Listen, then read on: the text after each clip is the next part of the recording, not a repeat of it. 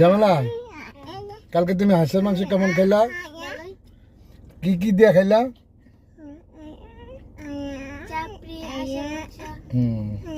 তোমার বাবা কোনোদিন এই জায়গায় গেছিল? তাহলে কে নিছিল তোমাদেরকে? স্যার। তাহলে তোমাকে কাল খাবারটা খুব সুন্দর হয়েছে না? কোন গেছিল?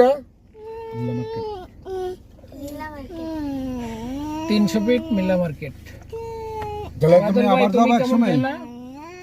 বাদল ভাই তুমি কেমন খাইলা? খুব ভালো খেয়েছিলাম, কিন্তু লীলা মার্কেট গিয়ে একটা জিনিস অভিজ্ঞতা হইলো, যেটা যে একটা নর্মাল দোকানের ভিতরে এত সুন্দর আয়োজন বা এত মানুষ, এটা আগে বুঝতাম না। আরেকবার যাব সব ফ্যামিলি সহ।